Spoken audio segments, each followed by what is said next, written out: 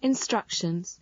You will hear a number of different recordings and you will have to answer questions on what you hear. There will be time for you to read the instructions and questions, and you will have a chance to check your work. All the recordings will be played once only. The test is in 4 sections. Write all your answers in the listening question booklet. At the end of the test, you will be given 10 minutes to transfer your answers to an answer sheet. Now turn to Section 1. Section 1. In the first part of Section 1, you will hear the announcement of tonight's TV programs on Radio 4. As you listen to the announcement, fill in the form with the information you need. Now you will have some time to look at questions 1 to 6.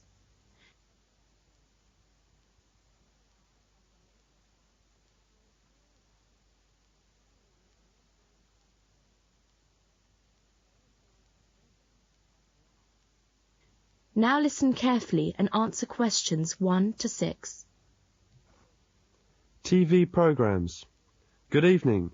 You are listening to Radio 4, and this is Steve Collins with news of some of tonight's programs. At 8 o'clock on BBC One, Ron Fleming talks with Alan Cross, an American writer of Western stories. He has written about 20 novels about cowboys. That's all in Face to Face at 8 o'clock on BBC One. Following that, at 9 o'clock, it's the film. You are going to have Titanic. It captured 14 Oscar nominations, including Best Picture, Best Director, and Best Actress for Kate Winslet. Watch Titanic at 9 on BBC One. On BBC Two, at 7:30 tonight, Sports. That's the live coverage of football between England and Germany. In tonight's What Do You Think? On channel BBC Two at 10 o'clock. Selina White talks with Dr. George Douglas from the World Wildlife Fund about his special study of elephants in Africa. So that's What Do You Think? On BBC Two. Turning to ITV at 10:15, Ian Black investigates the life and music of Jan Syllabus in tonight's Sounds Around. And after that, the Edinburgh Symphony Orchestra will give a performance of his music. Sounds Around starts at 10:15. Finally, on Channel 4 in tonight's Holidays, Cliff Timpson looks at holidays in China. During the programme, he'll interview some people who have visited the country and a travel agent from London who is organising a package tour to Tibet of China this summer. If you are interested in somewhere different for your holidays this year, watch Holidays at 9:30 on Channel 4. In the second part of this section, you are going to hear some news on Voice of America. Look at questions 7 to 13.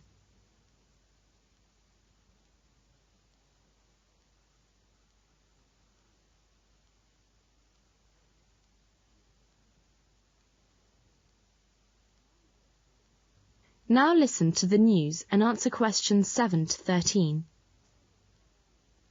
You are listening to Voice of America. Good afternoon. Here are the news at 5:30.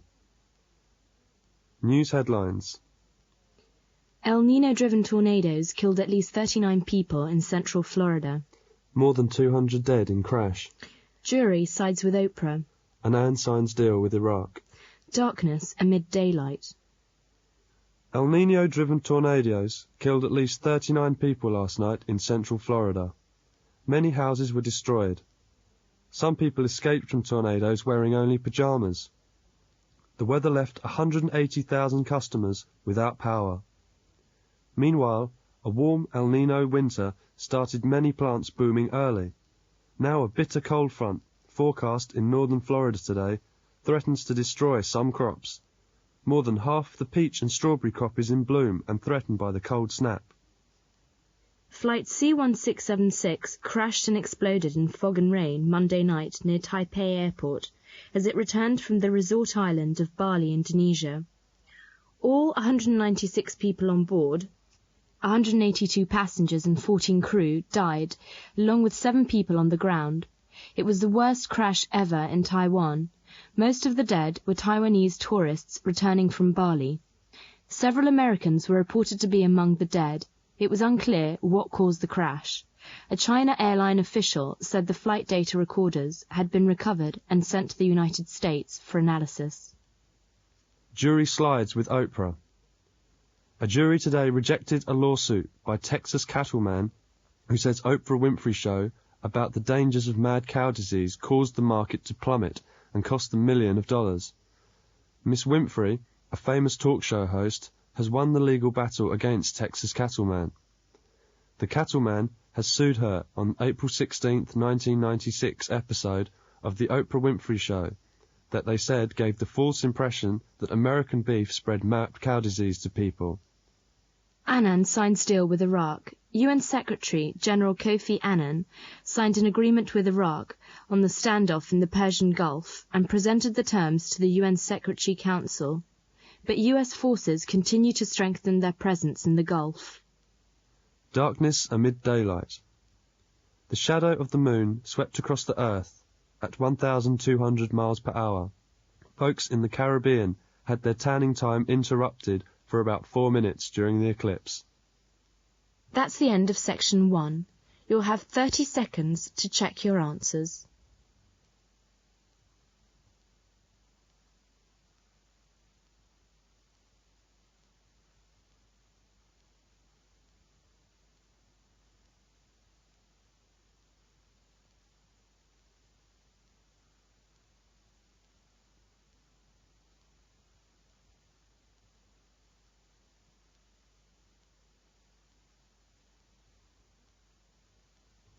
Now turn to Section 2. Section 2. In Section 2, you will hear a conversation between Pat and her friend Clara and an interviewer. First, listen to the conversation. As you listen to the conversation, write T if the statement is true, F if the statement is false, or N if there is no information given. Now you will have some time to look at questions 14 to 16.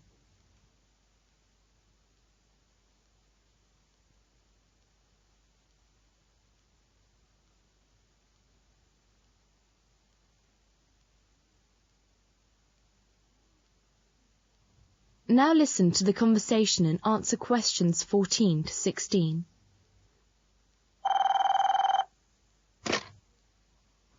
Six 321947. Is that you, Clara? Yes, who's calling? This is Pat. Hi, Pat. How are you? I haven't heard from you for ages. What are you doing? Nothing very interesting. That's the reason I'm ringing. I need some advice from you. I want to ask you about interviews. Have you had a lot of them? Yes, I have too many. I know you're a very successful woman. Could you tell me the sort of questions you're usually asked? Let me think. The first few questions are almost always the same. I call the questions, such as, why do you want to leave your present job? Will you speak slowly? I want to write them down. I'm ready now. Go on, please. Yes. Why do you want to leave your present job? Why are you interested in the new job? Where did you graduate? When was that? What was your major? How much are you paid in your present job? How much do you expect to be paid in the new job? Where do you live? How do you get to work? Oh yes, I'm always asked if I'm married. It's very boring. They're very helpful. Thank you very much. You know, I'll go for an interview tomorrow. Oh really? Good luck. The next day, Pat is in the interview room. Listen to the interview. First, you'll have some time to look at questions 17 to 19.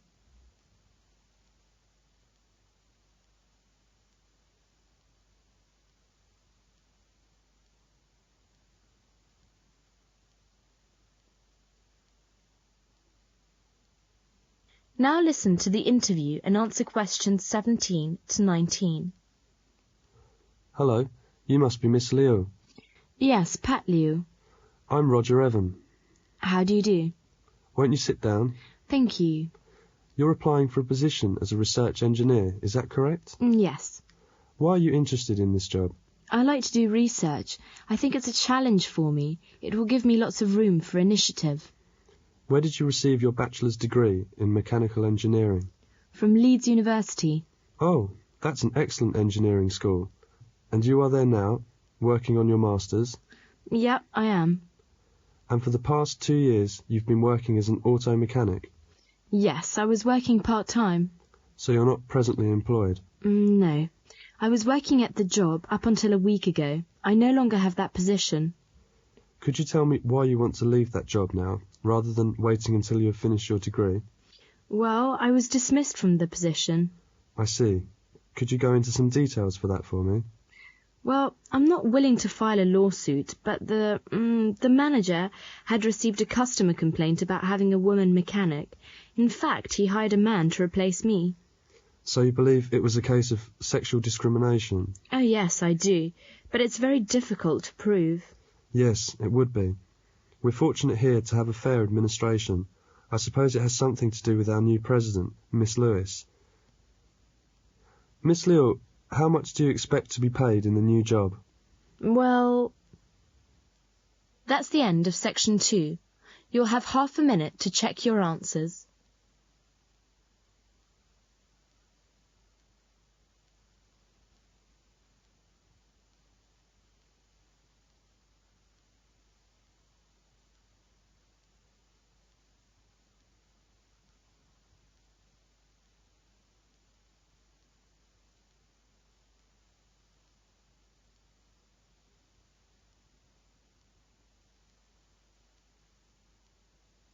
Now turn to section 3. Section 3. In section 3, the interviewer will talk with 3 people. The first one is John, who is British but has worked in Japan. He talks about his experience of living and working in Japan. As you listen, fill in the gaps. Now you will have some time to look at questions 20 to 24.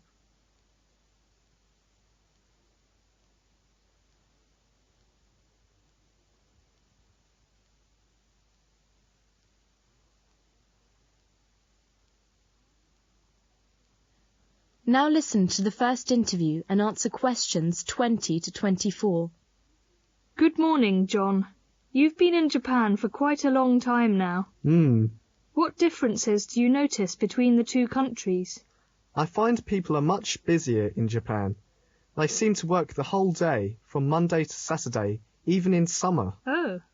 It's very, very humid and hot, and you need to take showers 3 times a day. Yes, it's cooler in England. That's right. But in the north, it is much colder than England, especially in winter, minus 30 degrees centigrade. I've also found that Japan is much more mountainous than Britain, especially in the north.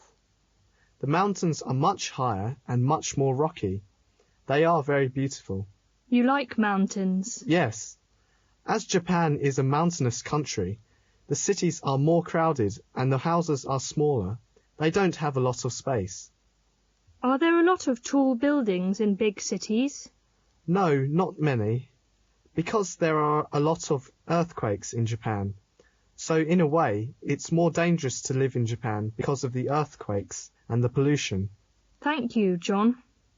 Then the interviewer talks with Keiko, a Japanese girl from Osaka. She is studying in Britain. Listen to what she says about Britain. As you listen, answer the questions by writing no more than 3 words for each answer. First look at questions 25 to 28.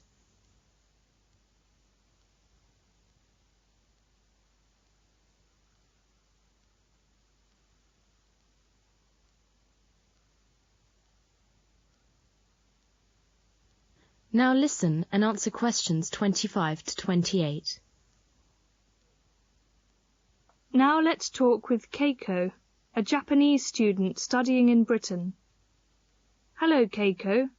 How long have you been studying in Britain? Hello. About 3 years. So, what differences do you notice between the 2 countries? Obviously, the biggest difference is the people. They are rather reserved, rather cold. But once you have made a friend, it's a friend for life. But it usually takes some time. I've got many English friends now. They are quite friendly and sincere. Oh, good. What about their way of life? Well, it's certainly more relaxed here. In Japan, people work a lot harder than you do. Our work always comes first. You have tea breaks that get longer and longer. It's the speed of life, really, that I find rather tiring. What do you think of English food? Well, English food is healthy, but I wouldn't like to have it every day. It's rather, I wouldn't say dull, but too bland for my taste. What about the English weather? It's very changeable. It's cooler here in summer. When the sun's shining, it's very pleasant indeed, with green parks, trees, very beautiful. I don't like winter in England. It is very depressing, especially when it drizzles. In fact, I love this country. Thank you very much. Now the interviewer talks with Peter, who is American but has been living in Britain for 7 years. Listen to what he says about Britain. As you listen, complete the notes by writing no more than 3 words in the space provided. First, look at questions 29 to 32.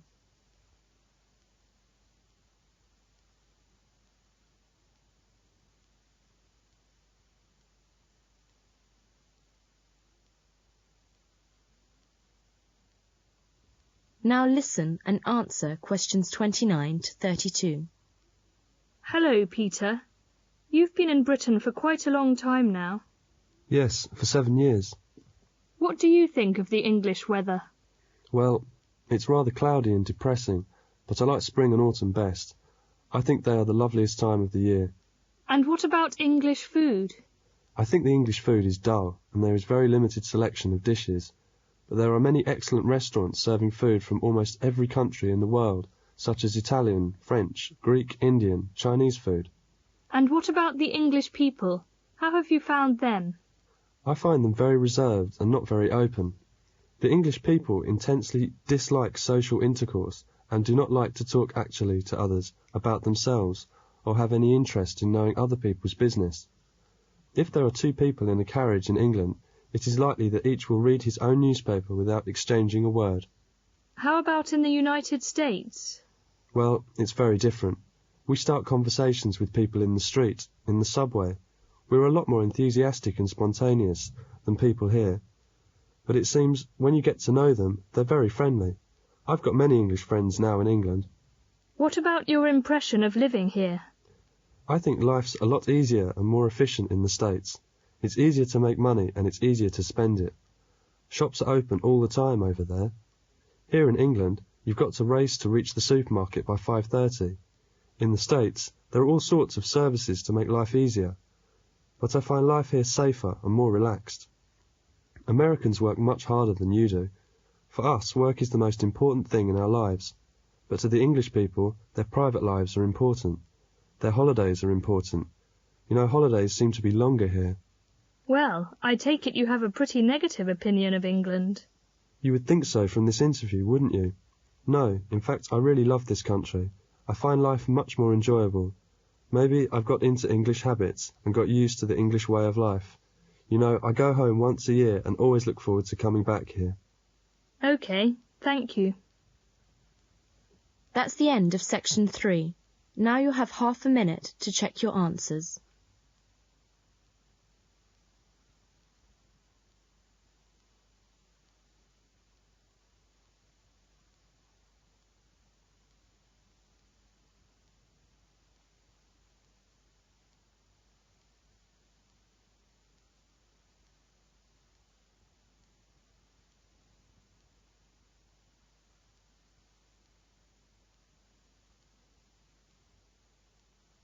Now turn to Section 4. Section 4. In Section 4, you will hear a talk about language families and answer questions numbered 33 to 41. First, you'll have some time to look at questions 33 to 41.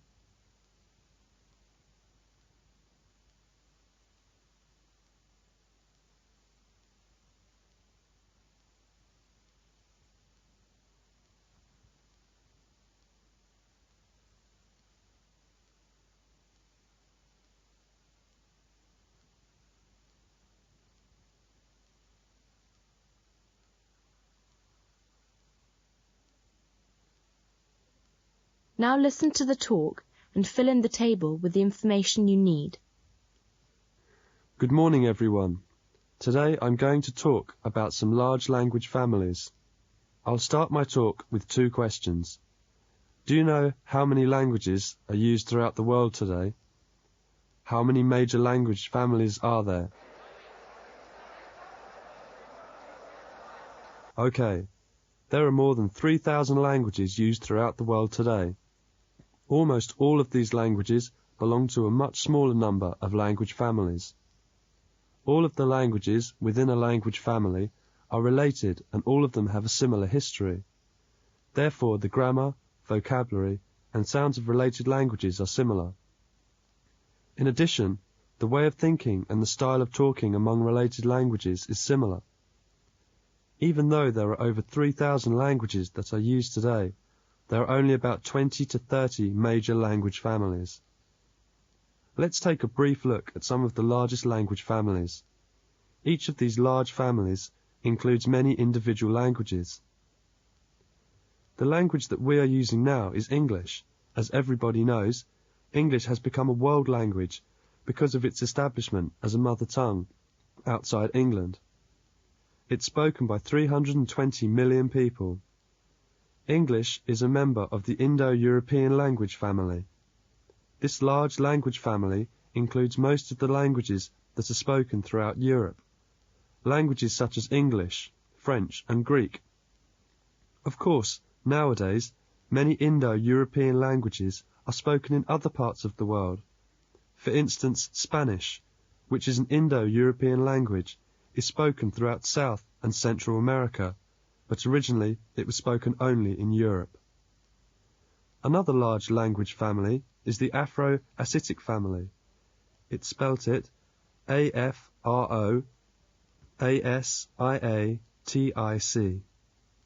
The Afro-Asiatic family includes most languages in the area of North Africa. Languages such as Arabic, which is spoken throughout the Middle East, and many of the local languages of the Sahara Desert region, such as Hausa, are members of the same family. Another large family is Bantu, B-A-N-T-U. Bantu includes most of the languages spoken in Central and Southern Africa. Languages such as Swahili, which has millions of speakers, and smaller languages such as Zulu, which has close to 100,000 speakers, belong to the Bantu family. There are over 250 members of this family. In the past few hundred years, there has been a great deal of change in Africa, and outside languages such as French are now spoken in some areas of Central Africa and Southern Africa. A fourth large group of languages is the Sino-Tibetan family. Sino-Tibetan includes all dialects of Chinese, which is perhaps the most widely used language in the world. There are nearly 800 million speakers of Chinese dialects. Sino-Tibetan also includes the languages of Southeast Asia, languages such as Vietnamese and Thai. Of course, not all the languages of East Asia belong to this family. Some languages, such as Japanese, seem to be completely unrelated to the Sino-Tibetan family. Still, another major language family is Polynesian. I'll spell it P-O-L-Y-N-E-S-I-A-N. The Polynesian languages are island languages. They are spoken on the islands around Indonesia, and on the many islands eastward all the way to Hawaii, and on the islands west all the way to Madagascar, off the east coast of Africa. Hawaiian and Indonesian are examples of Polynesian languages. Apparently, these languages were spread by travellers from island to island, and then each group of islands developed its own individual language. These 5 language groups, or language families, that we have mentioned here are only a few of the major language families from around the world. There are many more. You should also note that each major language family has several smaller families within it. That is the end of section 4. Now you have half a minute to check your answers.